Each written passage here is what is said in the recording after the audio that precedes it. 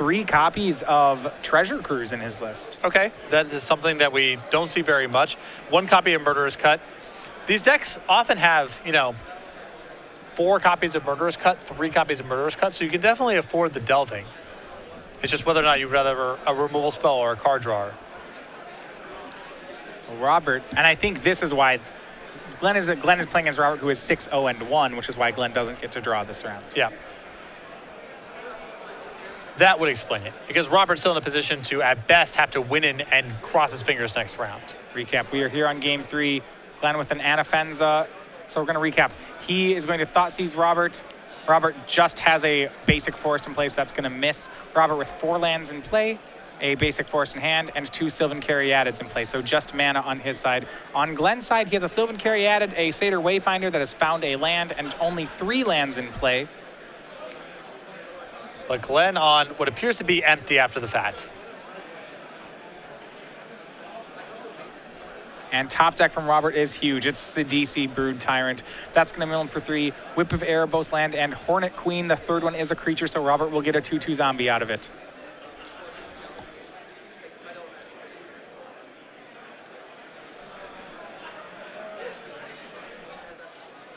All right, well, Glenn gets to scry here off a temple. He does have cards in hand, it looks like, as opposed to Robert. Just lands. This is one of those games where both players are pretty close to at parity. Robert with definitely an edge as things currently stand because of the Sidisi, but a big draw from either player can blow the game wide open. Yeah, well, if Glenn's going to get a big draw, it's going to have to be soon. Sidisi hits again. This time it hits Satyr Wayfinder, so he'll swing in for 5. 2 of it will get blocked by Sylvan Caryatid, but you have to think Sidisi will make her way through. Glenn will take damage, but he does take 3. Robert is amassing an undead army. Glenn is going to need an answer. Got to feel like Hornet Queen's where Glenn would like to start. Start and finish, get in between. I would just every turn of the game for forever. Yeah, that'd be great. I guess you could throw in some Doomwake Giants. I would accept that. But they'd have to come in a pair. It's going to be Whip of Erebos from Glenn. Looking at the graveyard here, Glenn does have an Anafenza on the yard. Otherwise, his only whippable creature is a Sylvan Caryatid, so that one's not going to help too much. Another update from the floor. Jerry Thompson has won his match. He's now 8-0 and will be playing in the top 8 tomorrow morning. Yeah, that 8-0 is a lock. Win, lose, or draw. I'm pretty sure it's almost certain the player starting 8-0 will be able to get in on a 9-round tournament. And here comes the army again. Sidisi milling 3 more, hits again. This time 2 creatures there, along with an Ashiok. Glenn's gonna chump with this Satyr Wayfinder so that he can start whipping things. Even with as bad as things are going right now, Glenn, with the whip in play, still drawing very live with Hornet Queen, maybe a couple of his other big draws as well. Well, as we've seen in these Reanimator mirrors, the whip is strong enough that when you get even when you're behind, it can, like, say your opponent's playing fair, it's just playing threats, and the other person has a whip, the player with the whip can be a favorite on almost any board. Yeah. I mean, this is going to put it to the test, though, because Glenn is hugely far behind. Well, and his whip's not worth very much because there's just not a lot going on in his graveyard. Yeah, but if you look at this, say he whips the Satyr Wayfinder into play, it mills the Hornet Queen. Next turn he whips Hornet Queen. It's like problem solved. Glenn's in the game. Exactly. Assuming there is a next turn, no guarantee, but exactly. It's that good. That's what he's gonna do. He's gonna fire that 1/1 right out of the graveyard. It'll mill 4 more cards. Glenn hits a Reclamation Sage and some lands. And a Courser of Kruphix. Not what he was looking for. He really needed Hornet Queen there. Yeah, he needed one of the big O's. He gets a Temple, however. Scries to the bottom. Satyr will swing in. Glenn gains 1. And now it's going to be left to his top deck. Can Glenn draw? It's just Hornet Queen, right? I think. Unless he has some big sweeper, I don't know. There's no copies of Event Hostilities, no Doom Blast type of thing floating around this list. No, sir. He is looking for that Hornet Queen. That interaction, the Whip Hornet Queen interaction, really strong. I think we've reached the point where not even Farika is a draw anymore. I think we're kind of on Hornet Queen or bust. But that said, if Robert still has nothing going on, that Hornet Queen might be good enough for Glenn to turn the game around. He's going to swing with the DC. Glenn goes to 6th. Here's the top deck. Can Glenn hit it? It's a land. That will not play. It's forest. And despite having whip, Glenn does not look like he has enough other things going on to pull this game out. There's 13 attack in play.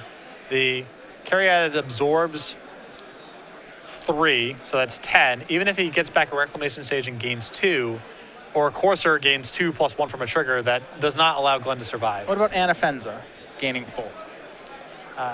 That does do some work. That puts Glenn to 10. I still think he's... No, I think Anafenza gives Glenn 1 more turn. And that'll do. Anafenza swings in. Robert will take 4. He goes to 14. Glenn up to 10. Another land from Glenn. That one's Urborg. And still nothing, just lands. Robert, 3. He has 4 zombies and a Sidisi. So Caryatid actually can block whatever Glenn wants it to block at the moment. Sidisi does not make a zombie. Yeah. It'll block a zombie. Glenn going to 1 here. Taking 9. But if he can top deck Hornet Queen, it's still good enough. Yeah, that's how ridiculous this is.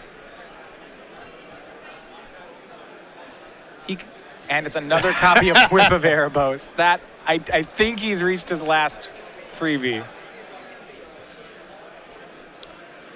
Yeah, but the only thing left to get back, I think, are Coursers and...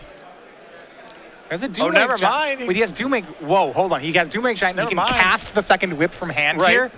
That actually works. Okay, so Doom Wake whipped into play, plays whip. That gives everything -2/-2. Glenn is still alive here, and in a strong way, actually. Yep.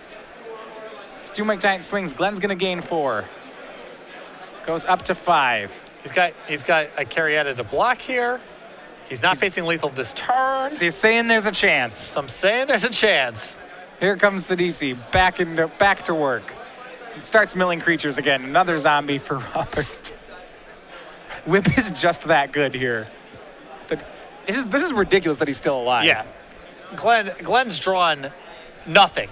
Just nothing. Nothing. A whip and nothing. So how good is whip in the mirror? Can whip plus nothing beat a deck is the question we have now. Sidisi's been in play unchecked for 4 or 5 turns at this point. 6. 6. He made 4 zombies, and then he missed, and now he hit again. That's the 6th activation of Sidisi.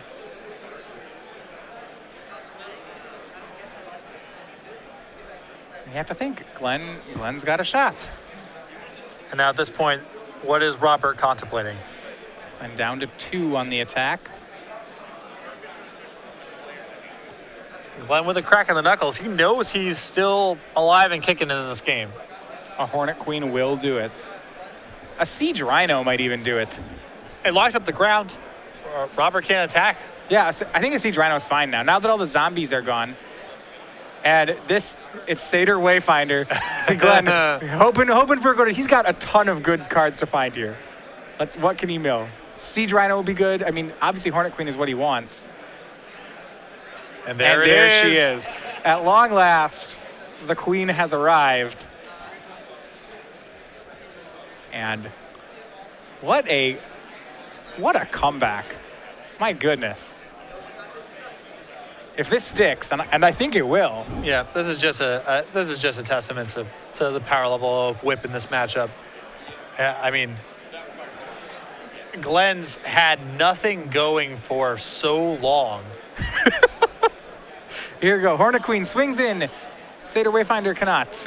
It wasn't whipped, but the Queen sure can.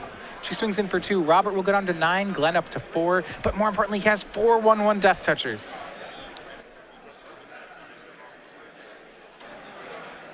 And to be fair, all it takes from Robert is a Doomwake Giant. And I think Robert has it if he gets Doomwake. There's 4 copies in Robert's list. We've seen a couple of them milled over. 1, 2, 3, 4, 5. And then yeah, there it is. Wait. It's not dead. It's not dead. It's not dead, but he's back. He needs to have like another Hornet Queen. Yep. Back and forth they go. Here they come in. Sidisi's a 3-3. The Zombie's a 2-2. Glenn has to block one of them. He's going to lose his Wayfinder no matter who he blocks because it's shrunk down to a 0-2. It's going to jump in front of Sidisi.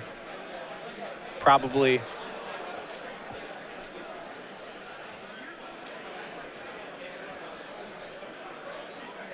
Yeah, it's dead no matter what. So he'll take 2. Glenn's down to 2. And that's going to be the death now, though. Robert, finally with his draw of Reclamation Sage, takes care of the whip. If Glenn draws a Hornet Queen, he's got 5 blockers to 5 attackers. He can survive, but it all takes is an enchantment from Robert. Yes.